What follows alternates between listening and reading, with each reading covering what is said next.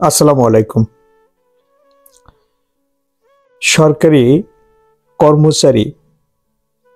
কর্মচারীদের জন্য বিরাট সুখবর। সুখবরটা হলো এই যে আপনার অধিকার আপনাকে আদায় করে নিতে হবে, কেউ আপনার অধিকার দিবে না। গত জুলাই মাসে বাংলাদেশ পে কমিশন, জাতীয় বেতন কমিশন, যেটা গঠন করে পে স্কেল দেওয়ার জন্য, এই পে স্কেল দেওয়ার জন্য কমিশন দীর্ঘদিন ধরে কাজ করে। এখানে বাংলাদেশ সরকারের বা রাষ্ট্রের ব্যাপক একটা অর্থ ব্যয় হয়।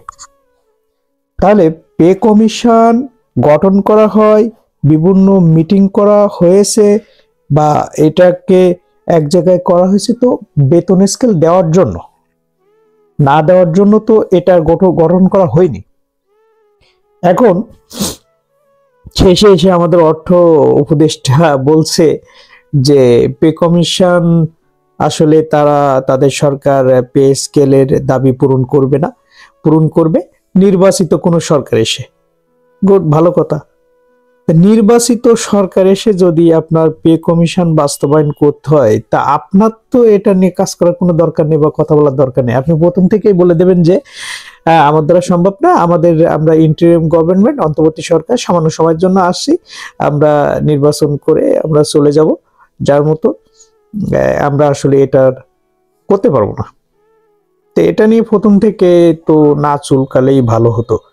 এখন বাংলাদেশ কর্মচারী দাবি আদায় ঐক্য পরিষদের যিনি মুখ্য সংগঠক বা সচিব আছেন, উনি গতকালকে একটা মিটিং করেন, মিটিং অ্যারেঞ্জ করে সেখানে ঘোষণা দেন যে আমাদের দাবি আদায় করতে হবে। 30 নভেম্বরের ভিতরে যদি গেজেট প্রকাশ না করা হয় বা দাবি পূরণ না করা হয়, তাহলে আগামী 5 ডিসেম্বর ব্যাপক মহাসমাবেশের প্রস্তুতি কর্মসূচি ঘোষণা করেছেন। অতএব আপনার দাবি, যারা সরকারি কর্মচারী আছেন, তারা তাদের অধিকার পাওয়ার জন্য, তাদের দাবিকে পূরণ করার জন্য আপনারা সকলেই এই মহাসমাবেশ কর্মসূচি কে বাস্তবায়ন করবেন। তাহলে দেখা যাচ্ছে যার যার জায়গা থেকে, উপজেলা, ইউনিয়ন, উপজেলা বা থানা বা জেলা, এই জায়গা থেকে যদি কর্মসূচি বাস্তবায়ন করা হয়, আমার মনে হয় যে ভালো কিছু হবে। আর পে স্কেলটা তো এখন সময়ের দাবি, দেওয়াটাও যৌক্তিক। কারণ বাংলাদেশ সরকারি কর্মচারী যারা বিশেষ করে আছেন 11তম থেকে 20তম গ্রেডের, তারা আসলে খুবই অসহায় দিন যাপন করেন, তারা খুবই কষ্টের ভিতরে যান। তো যদি পে স্কেলটা দেওয়া হয়, অনেক অংশে দুর্নীতিও কমে যাবে। কারণ মানুষের ক্রয় ক্ষমতা বৃদ্ধি পেলে, একজন সরকারি চাকরিজীবী, তার যদি ক্রয় ক্ষমতা না থাকে, তাহলে তো সে আসলে কি করতে পারে? তার ফ্যামিলি নিয়ে তাকে তো চলতে হবে।